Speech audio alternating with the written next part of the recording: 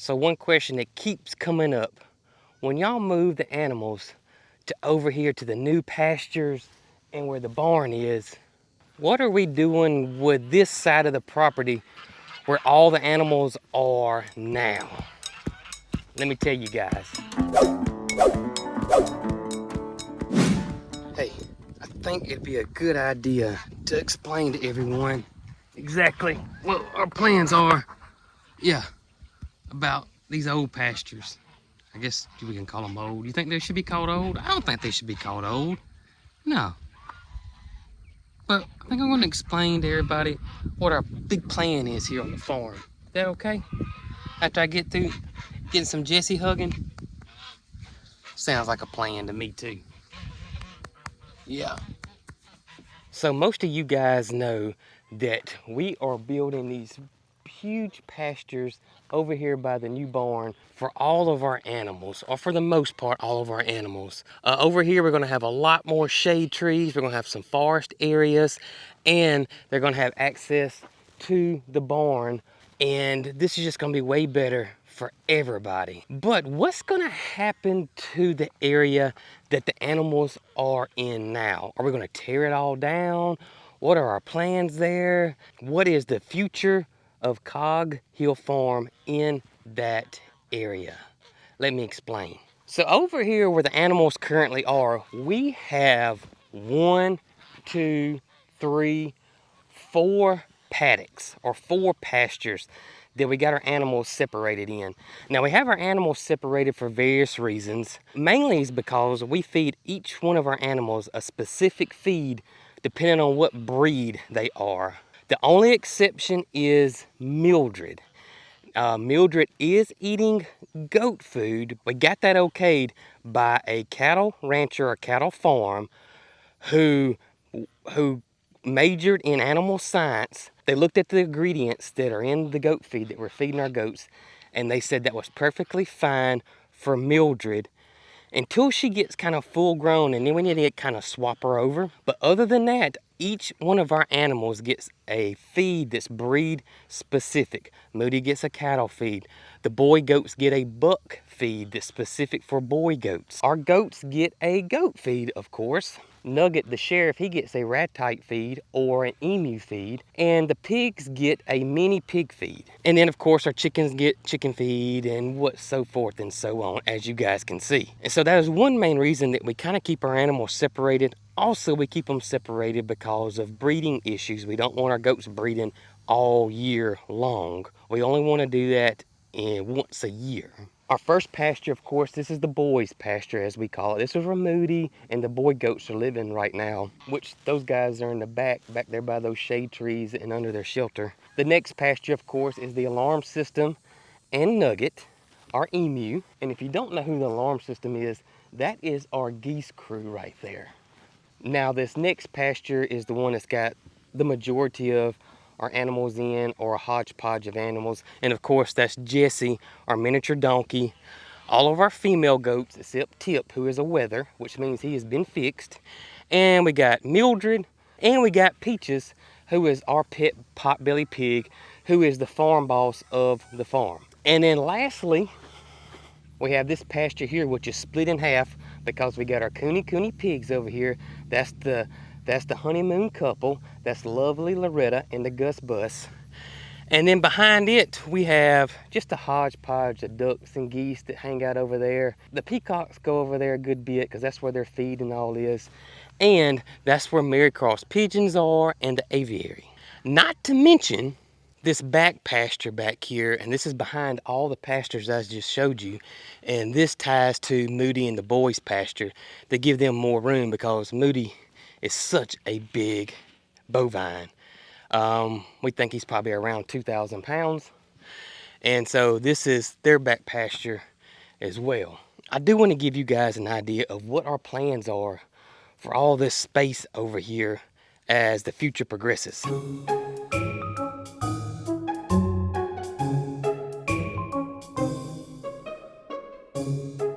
I'm in the boys' goat area now. This is where the boy goats live, and Moo Man, Mr. Moody, are big Holstein steer. And they've been in here, since the beginning.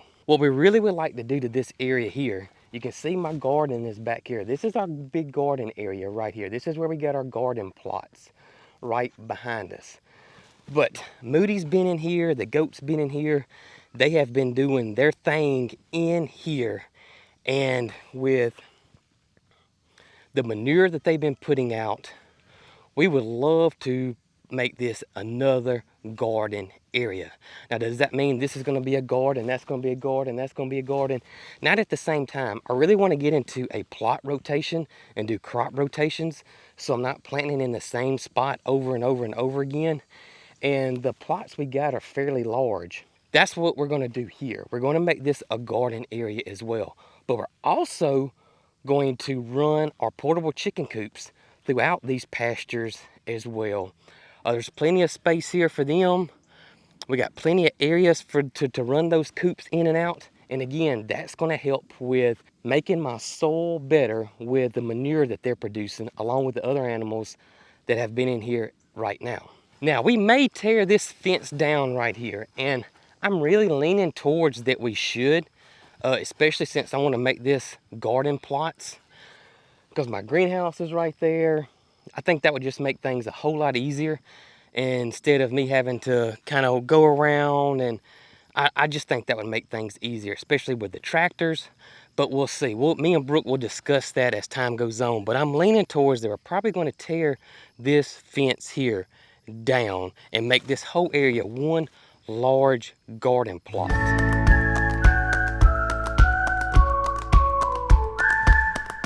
As we're learning what the community wants, what the market is here, I'm starting to learn what we need to grow as a farm that we can sell in our farm stand, or maybe go to a farmer's market, or whatever the future holds for us.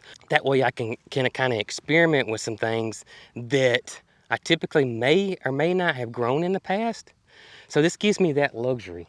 Now back here, I really got a big plan back here, and I know without a shadow of doubt I'm going to do this. Now this is the back pasture that connects to Moody and them's pasture, and you can see the boys are coming over here now. Let me show you what I would love to do back here. This is exciting, at least for me it is. What's going on, Big Mo? What you doing, buddy? Eating some grass? Our grass is starting, y'all can see it, guys. It is starting to get pretty stressed out with the lack of rain and these ungodly temperatures we've had for 2.5, 3 months. It's been going on a while. It may be over 3 months now. What's up, Top? It's been rough. It has been rough.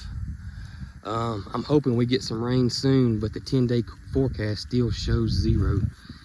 And our grass is starting to get stressed out, and I can see some spots that are starting to go dormant. And I hate that. I really, really hate that. Now back here, again, you can see Moody's shelter. We got some shade trees back here. This is where the guys like to hang out. This back area back here, I want to turn this into a pecan orchard. That's just something that I would love to do.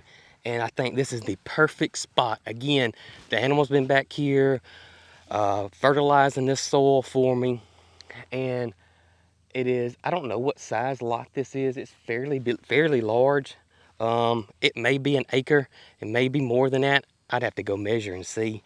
But I just love this spot for a pecan orchard.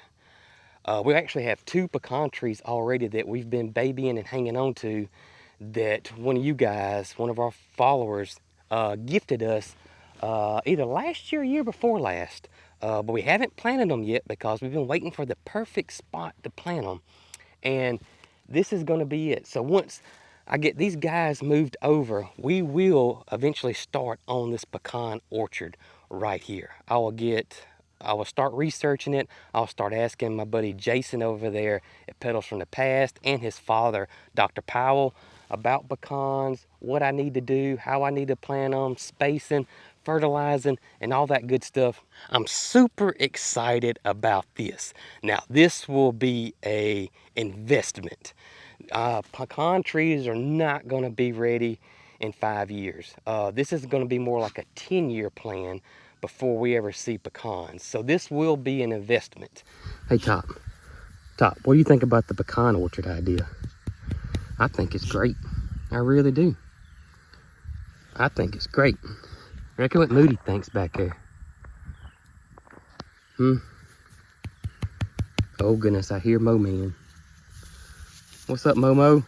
What you doing, Captain? All right, fellas, y'all have a wonderful day. Y'all hear me? So the next pasture, of course, is this fella here. Are you being camera shy? Is Nugget, our emu, and the alarm system are geese. This is their paddock, this is their pasture. And again, I think we are going to use this for more garden space. I would like to plant some more, I call them row crops. And that is stuff like corn, watermelons, cantaloupes, winter squash, stuff that spreads out and needs a lot of space to grow. And I'm thinking that once we get expanded, the garden area expanded, then we can make those types of areas for our farm. Grown watermelons once or twice, they just took up so much space. I've grown winter squash in the past, but I only grown certain varieties that grew on trellises that stayed kind of small. I've grown cantaloupe on trellises and it didn't do very well. I would like to grow pole beans. I would like to grow butter beans. Now, will these be sold to the public? I don't know, whatever the market says. But I would like to grow some just for us. And again, this area here has been here for 2 years, so our geese and our emu has been on this spot for 2 years doing their thing, and that is fertilizing this soil. You like that idea? Having some own sweet corn, having some watermelons, having some cantaloupes, butter beans, snap beans, you know, I love that idea. I really do. Yes, sir. Now, of course, all y'all know this spot here. This is where the hodgepodge of our animals live, and I think I'm just gonna let this spot rest. If any area needs some rest, it's this one. This one just needs to go. And I think we're just gonna let her do that. I really do. Get some rest and just take it easy and just let it come back, because we got a lot of bare spots in here. This is where they like to hang out. This is where they like to eat. So we're just gonna let this area here rest a little bit. And then we'll figure out what we want to do with this spot later on down the road. And that might be where these guys come into play. This next paddock is where we got the honeymooners. This is where lovely Loretta and the Gus Bus are staying for now. And of course, we got the aviary and MaryCarl's pigeons over here as well. Now, they will not be moving. Those guys will be staying here, and no relocation whatsoever for them. This spot in the front, I think we will rotate the coonies, lovely Loretta and the Gus Bus. I think what we do with these guys is rotate them in and out these garden plots that I've been discussing. We got the portable huts, so there's no problem there. We got water and power to all these spots, so there's no problem there. So maybe when we're done gardening a spot, we could put the coonies in there and let them do their thing in there, and then run the chickens through there, or run the chickens first and then let the coonies run through there, and then let that area rest, maybe tarp it or put a cover crop on it and move those guys somewhere else. They'll be helping the farm as well with their rooting, so they're going to help our soil compaction, as you guys know, that we have here, and their manure. So they have a job. All our animals has had a job this entire time, besides being our pets, who we truly, dearly love. Now, I get it. There's a lot of people out there that do not understand or comprehend why we have pet farm animals. But that's what makes the world go round, because everybody's different. And if our animals' role on our farm is to graze and keep the pastures down, fertilizing, rooting, tilling, weed control, insect control, then we're perfectly happy with it.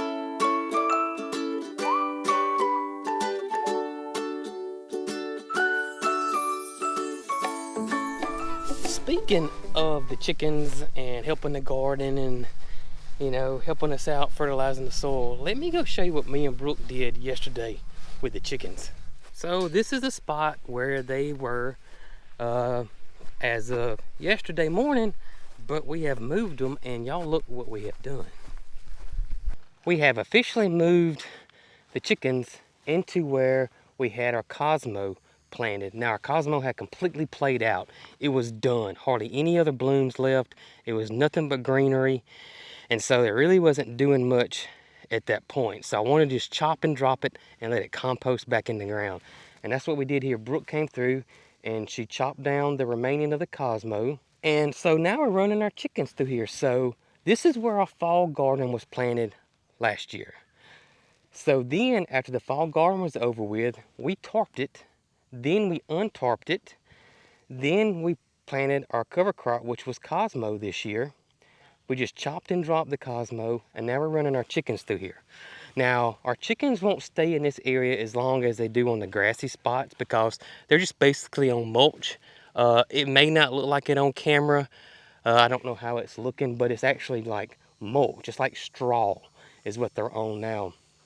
So I want them to come through here, eat some weeds, turn some stuff over, eat some seeds, eat some bugs, and then we'll move them on. We won't leave them in this spot as long as we normally do on a grassy spot. But we actually got probably roughly 4 moves in this area, and then we can put them out into a pasture area.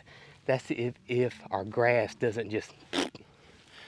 So they're enjoying it, they're loving it, as always. Actually, to me, they actually like this better than they do the grassy areas, in my opinion. They just love the seeds and the bugs that they're getting. I can see them being a little bit more active here versus they are in the grassy area because they're not big grazers. And so once that grass gets kind of tall, they kind of don't like it that much, or at least that's my opinion of us watching our chickens over the years. And when we're done running these guys through here, we're going to put a tarp over it or maybe a fall cover crop. And that way we are really building our soil the right way, in my opinion. And we appreciate you guys. Cheese, Mac, the ladies, thank you guys so much for everything y'all do.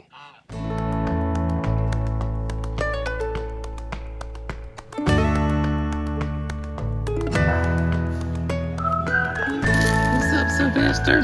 What you doing, brother? What you doing, sir? Here comes Bramble. Hey, Bramble. Hey, Bramble. Hey, Sylvester. How your chicks doing? Look at how much they've grown. Wow.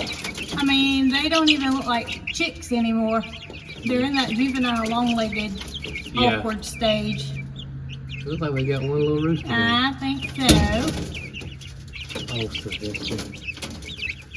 But they are growing like little weeds. And I see you moved them to the grow out area on the I did. We're totally off heat now, and they are in the grow out section of the GQF brooder. Which is a little taller. Yes, it does not have the heater in it, so it makes it, you can add this part here, which adds about 4 inches to the height.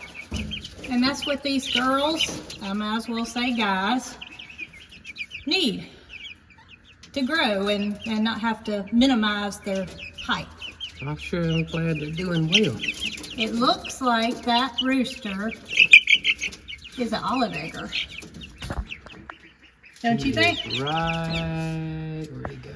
He's right here in the front. He's blue. He's going to hide because he doesn't want us to know he's a rooster. I can see him good. There he is. There he is, Dead right center. there. Right there. See that? His comb is a good bit larger than the rest of them. You got company. I know. That's not 100% accurate, but that's a pretty good telltale sign once they start getting older like that. Well, besides that, these are all girls, and they all look the same. Except him. Except him. Yeah. So we have something to compare him to. Yep.